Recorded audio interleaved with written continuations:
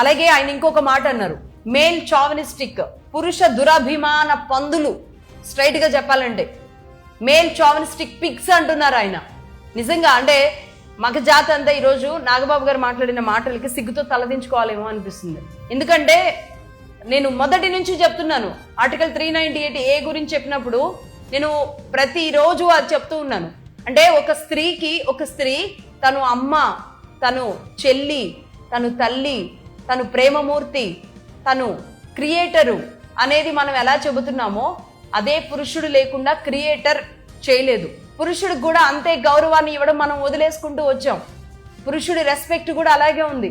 తను కూడా ఒక తండ్రి, తను ఒక నాన్న. తనికెల భరణి గారు చెప్పారు నాన్న గురించి, ఎంత అద్భుతమైన పదాలవి. ఏ నాన్నకు బాధ్యత లేదా? అబ్బాయికి బాధ్యత లేదా? మగవాడిగా వాడికి గౌరవం లేదా సొసైటీలో? మగవాడు అన్న కాదా? ఒక ఇంట్లో అన్నగా బాధ్యత తీసుకోలేదా? అలాగే ఒక కొడుకుగా బాధ్యత తీసుకోవట్లేదా? ఒక తండ్రిగా తీసుకోవట్లేదా? ఒక తాతగా తీసుకోవట్లేదా? ఎక్కడ మగవాడు తన బాధ్యతలను వదిలిపెడుతున్నాడు? అంటే స్త్రీ కోణంలో మాత్రమే మనం ప్రొజెక్ట్ చేసుకుంటూ స్త్రీని వ్యతిరేకించడం ఇక్కడ నా ఉద్దేశం కాదు. నేను మళ్ళీ చెబుతున్నాను, మగవాడిని మనం నెగ్లెక్ట్ చేస్తున్నాం. స్త్రీకి రక్షణ కల్పిస్తున్నాము అంటూ మగవాడిని వెధవని చేస్తున్నాం. నెగ్లెక్ట్ కూడా కాదు. చావనిస్టిక్ పిగ్స్ అంటే ఏంటి అసలు? అలాగే ఇంకో మాట అన్నారు, సెక్యూరిటీ లేదు, మీరు బయటకు వచ్చేటప్పుడు మీరు జాగ్రత్తలు తీసుకోండి, మీరు రక్షణ కల్పించుకోండి. అంటే ముఖ్యంగా పొలిటికల్ లేదంటే సెలబ్రిటీస్, సినిమా వాళ్ళు, ఇలాంటి మహిళలు ఎవరైతే ఉంటారో మీరు రక్షణ కల్పించుకుని రండి అంటున్నారు.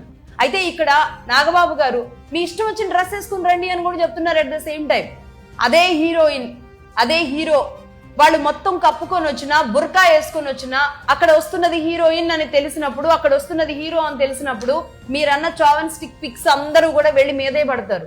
ఎందుకంటే వాళ్ళ అభిమానం అలా ఉంటుంది. ఇక్కడ మగవాడా ఆడపిల్లలా అని చూడం. మీకు వచ్చిన అభిమానుల్లో, మిమ్మల్ని చూడడానికి వచ్చే అభిమానులు స్త్రీలు పురుషులు వేరువేరుగా ఉండరు. అందరూ కలిసే మీ మీద పడాలని చూస్తారు, మిమ్మల్ని చూడడానికి వెంపర్లాడతారు. దానిని మరి ఎంత దారుణంగా మీరు చావనిస్టిక్ పిక్స్ అని అభిమానుల్ని, మీ సినిమాలకు వచ్చే అభిమానుల్ని, మిమ్మల్ని చూడడానికి ఎగబడుతున్న వాళ్ళని ఎంత హేయమైన భావంతో చూసినట్టు ఇది. మగాళ్ళందరినీ ఎందుకు ఆయన అంత బ్యాడ్ గా ఎందుకు ప్రొజెక్ట్ చేస్తున్నారు? నాగబాబు గారికి ఎందుకు మగవాళ్ళ మీద అంత కోపం వచ్చిందో నాకైతే అర్థం కావట్లేదు. ఆయన కుటుంబంలోనే అటు రామ్ చరణ్ గాని, వరుణ్ తేజ్ గాని ఎంత గౌరవప్రదంగా ఉన్నారు. ఈ జనరేషన్ లో అలాంటి అబ్బాయిలు మనం చూస్తామా?